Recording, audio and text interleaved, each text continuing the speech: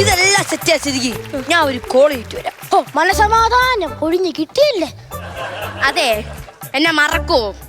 ഇല്ല. എന്തെങ്കിലും കുഴപ്പമൊന്നും എന്നെ ഒഴിവാക്കൂ? ഇല്ല. എങ്കിൽ പിന്നെ ഞാൻ ഒരു സത്യം പറയട്ടെ. പറ. അടുത്ത മാസം 27-ാം തീയതി എന്റെ കല്യാണമാണ്. ദയവ് ചെയ്ത് നേരത്തെ വരരുത്. മുഹൂർത്തത്തിന് വരിക, കല്യാണം കണ്ടില്ലെങ്കിലും കുഴപ്പമില്ല, തിന്നാ പോവാ. ഈ ചതി എന്നോട് വേണ്ടായിരുന്നു. അപ്പൊ നിനക്കെന്താ ചെയ്യാടാ? എടാ, നീ എത്ര പെണ്ണുങ്ങളെടാ ഒഴിവാക്കി കളഞ്ഞത്? ആ പെണ്ണുങ്ങളൊക്കെ അനുഭവിച്ച വേദന നീയും അനുഭവിക്കണം. അതിനാണ് ഞാൻ ഇവിടെ കിടന്ന് ഇത്രയും വളവളന്നടിച്ച് നാടകമൊക്കെ കളിച്ചത്. ഇപ്പൊ എനിക്ക് എന്തൊരു സമാധാനം നിനക്കറിയാമോ? എടാ, സത്യം പറഞ്ഞു കഴിഞ്ഞാ ഞാൻ ഇന്നിവിടെ വരേണ്ടവളല്ലായിരുന്നു. പിന്നെ നാളെ വന്ന് നിന്റെ കല്യാണവും കണ്ട് നിന്നെ നിന്റെ ഭാര്യയെ എന്റെ കല്യാണം വിളിക്കണമെന്നായിരുന്നു എന്റെ ആഗ്രഹം.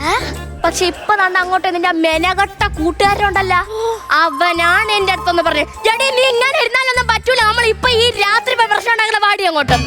അതുകൊണ്ട് മാത്രമാണ് ഞാൻ വന്നത്. ഞാൻ ഒരു കാര്യം പറയാം, ഈ ഭൂലോകത്ത് നിനക്ക് മാത്രം ഇങ്ങനത്തെ ഒരു കൂട്ടുകാരേ ഉള്ളൂ. എന്റെ ദൈവമേ. ഹണിമൂൺ എങ്ങോട്ട്? സിംഗപ്പൂരാ, ദുബായിയാ? നിന്റെ കൊച്ചത്തിന്റെ വീട്ടിലും. അവിടെ 2 മുറിയേ ഉള്ളൂ അളിയാ. എടോ എവളെന്നെ കല്യാണം വിളിക്കാനായിരുന്നറാ വന്നത്, അല്ലാതെ എന്റെ കല്യാണം മുടക്കാനൊന്നും അല്ല. അയ്യോ, ആ കല്യാണം എന്നെ കല്യാണം വിളിക്കാനായിരുന്നു വന്നത്. നിന്റെ ചിന്ത മൊത്തം തെറ്റായിരുന്നു അളിയാ. ഞാൻ അതല്ലേ പറഞ്ഞത്, അവള് ചിന്തിച്ചു തീരുന്നിടത്തുന്നേ ഞാൻ ചിന്തിച്ചു തുടങ്ങുള്ളൂ അളിയാ. ആ പിന്നെ നീ പോയെന്ന് പറഞ്ഞ എനിക്ക് ഒന്നുമില്ലേ?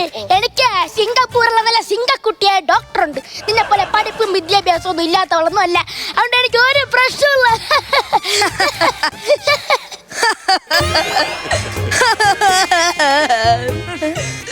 സന്തോഷിക്കാനുള്ള സമയത്ത് സന്തോഷിക്കണം, കരയല്ലേ. എന്തിനു കരയണം? എന്തിനാ കരയണ? എനിക്കൊരു കയ്യാമത്താൻ പറ്റിയ അളിയാ.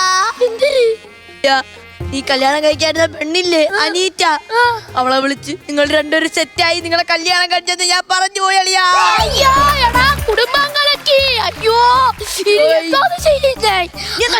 നീ അല്ലടാ പോയി പറഞ്ഞു, എന്റെ നീ ഇപ്പൊ തന്നെ അവളെ വിളിച്ചിട്ട് പറയണം, ഇതെല്ലാം ഒരു പ്രാങ്കായിരുന്നെന്നും നമ്മളെല്ലാം കൂടെ ഒരു അഭിനയം നടത്തിയതാണെന്നും നാളെ എനിക്ക് അവളെ കല്യാണം കഴിക്കാൻ വേണ്ടി കൊതിച്ച് നിൽക്കാന്നൊക്കെ വിളിച്ച് പറ.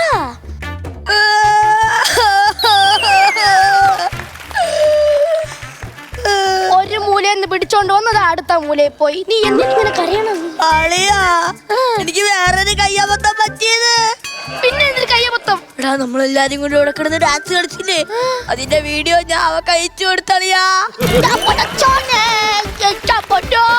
എന്റെ ജീവിതം കുളം തോണ്ടാനായിട്ട് ജനിച്ചവൻ എന്തിനാ എന്റെ കൂടെ കൂടി എന്റെ ജീവിതം കൂടെ തൊലക്കുന്നത്? അയ്യോ, എന്റെ കല്യാണം നടക്കൂലേ? നടക്കും. നീ മഹാലക്ഷ്മി തന്നെ. കുട്ടി ഇതിന് സമ്മതിക്കുമെന്ന് ഞാൻ ഒരിക്കലും വിചാരിച്ചില്ല.